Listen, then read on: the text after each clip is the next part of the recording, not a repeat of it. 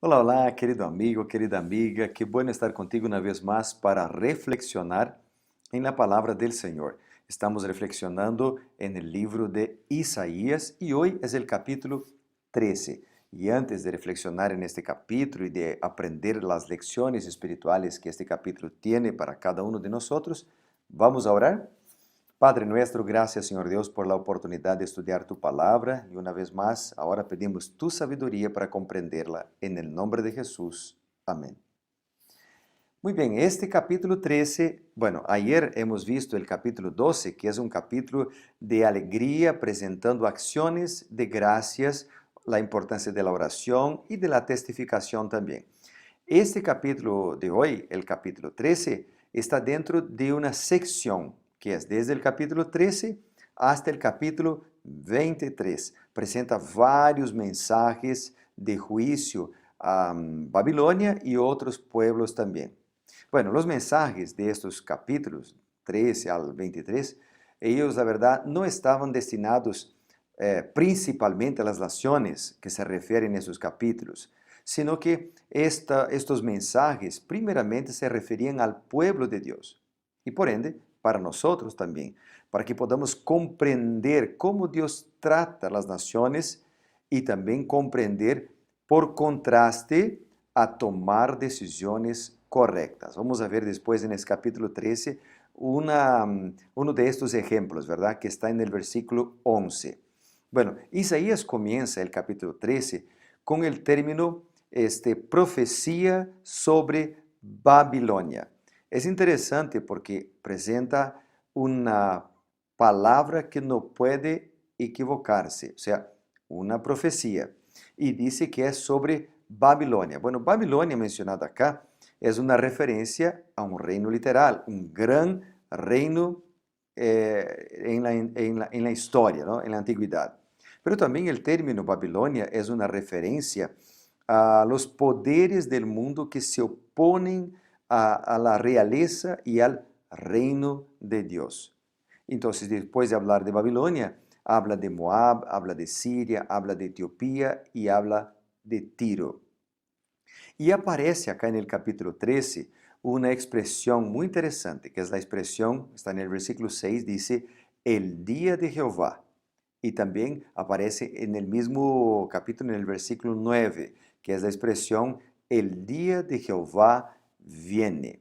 Bueno, esta expresión, el día de Jehová, que está principalmente en los versículos 6 y 9, aparecen por lo menos 20 veces en los escritos de los profetas del Antiguo Testamento.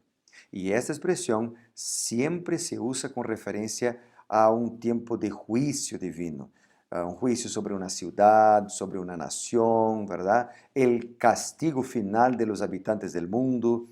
Aparece esa expresión, el día de Jehová, el día del Señor, el día de Jehová que viene. Bueno, en contraste, las escrituras describen lo que se puede llamar de el día del Señor como el día de la salvación. Esto aparece en Isaías 49, 2 de Corintios 6:2, por ejemplo, ¿no? Y este día del Señor, él tiene un tiempo que va a durar, o sea, él dura mientras hay un tiempo de gracia para todos los seres humanos y por supuesto para las naciones también. El día del Señor es cuando, digamos, termina el periodo de gracia, tanto de una ciudad o de una nación, perdón, el día de Jehová mencionado acá en ese capítulo. Y entonces, finalmente tenemos el destino de todos, que se fija para siempre. También un otro término que aparece es el día de la salvación. Bueno, este día de la salvación es un día de oportunidad que Dios da a cada uno de nosotros para que podamos elegir.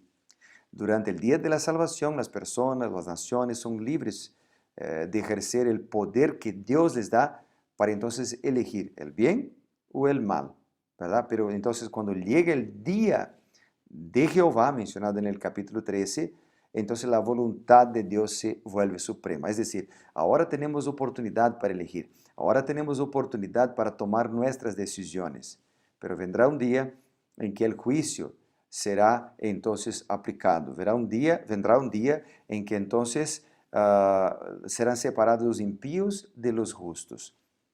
Hoy es el día de la salvación. Hoy es el día de tomar la decisión por Cristo Jesús. Los escritores del Nuevo Testamento consideran que el destino de la antigua Babilonia, mencionada acá en el capítulo 13, es un ejemplo, en teología dice un tipo, ¿no?, del destino de la Babilonia espiritual. Porque aplican el término día del Señor o día de Jehová para el regreso de Cristo que vendrá para juzgar la tierra, y también Babilonia espiritual. Por ejemplo, 2 Tesalonicenses capítulo 2, versículo 8 dice, entonces se manifestará aquel impío a quien el Señor matará con el espíritu de su boca y destruirá con el resplandor de su venida. Y Apocalipsis 11 y el versículo 18 que dice, las naciones se airarán y tu ira ha venido. El tiempo de juzgar a los muertos, dice Apocalipsis, ¿no?, de dar el galardón a tus siervos, a los profetas, a los santos, a los que temen su nombre, a los pequeños, los grandes, y destruir los que destruyen la tierra. Así que nosotros encontramos acá entonces una profecía contra aquellos que andaban lejos del Señor, contra aquellos que destruían la tierra, contra las naciones pecadoras que andaban lejos del Señor. Pero hay una profecía fuerte acá contra Babilonia. En el versículo 19, por ejemplo, dice, Babilonia, hermosura de los reinos, gloria, orgullo de los caldeos, será como Sodoma y Gomorra, que trastornó Dios. Versículo 20, nunca más será habitada, ni se morará en ella de generación en generación, no se levantará allí su tienda, el árabe, ni los pastores tendrán allí su majada. Bueno, acá tenemos una profecía de la destrucción de Babilonia, que de acuerdo con el texto sería absoluta. Babilonia nunca más sería reconstruida. ¿Sabe? Este también será el destino de la Babilonia espiritual. En el fin del mundo, cuando Jesús venga a buscarnos, no habrá más pecado. Babilonia espiritual, que es un símbolo de la maldad, un símbolo de la confusión espiritual, tendrá un fin. Nabucodonosor fue el rey, uno de los reyes, ¿verdad? Y se convirtió en un gran monarca y transformó Babilonia en una de las más hermosas ciudades del mundo antiguo. Babilonia después fue conquistada por los medos y persas en el año 539, ¿verdad? Que no destruyeron la ciudad, sino que la convirtieron en su capital. Medio siglo después, cuando la ciudad se rebeló, Jerjes la destruyó parcialmente. Luego Babilonia se convirtió en la capital de Alejandro Magno, después de que él la tomó en el año 331 a.C. Y después la ciudad fue decayendo, ¿no? Esta profecía de Isaías, por ejemplo, se cumplió algunos siglos después de la muerte de Alejandro Magno, cuando Seleuco Nicator, ¿no?, en el año 312 a 280 y antes de Cristo, él reinó sobre la parte oriental del imperio alejandrino, y Babilonia entonces perdió su importante posición. Y sabes que Babilonia aún quedó un tiempo después de Cristo, ¿no? Siguió teniendo una importancia relativa durante otros 2 siglos, pero en el reinado de Trajano, en el año que reinó del año 98 hasta 117 después de Cristo, Babilonia quedó completamente arruinada, cumpliéndose así la profecía de Isaías 13, nunca más será habitada. Bueno, queridos amigos, Dios promete y Dios cumple. Lo que Dios habla se cumplirá. Por eso tenemos que escuchar la palabra del Señor. Hay algunas profecías que son incondicionales, como por ejemplo la profecía que habla de la segunda venida de Cristo. Pero hay profecías que son condicionales. Por ejemplo, en la segunda venida de Cristo habrá salvos y perdidos. ¿De qué lado vamos a estar? Esta es una decisión nuestra, ¿verdad? No hace falta ser un perdido si nosotros tomamos la decisión hoy de andar en los caminos del Señor. Eu quero terminar esta reflexión hoy, comprendendo un poquito más del capítulo 13. Quiero terminar esta reflexión con el versículo 11 que mencioné al comienzo. El versículo 11 dice: castigaré al mundo por su maldad y a los impíos por su iniquidad. Haré que cese la arrogancia de los soberbios y humillaré la altivez de los tiranos. Acá este versículo dice que Dios castigará al mundo por su maldad. El mundo ha tomado una decisión de ser malo. Por su iniquidad, los impíos tomaron la decisión de ser inicuos. Así que la decisión está en nuestras manos. A través de ese versículo, Dios nos llama para tomar una decisión a su lado.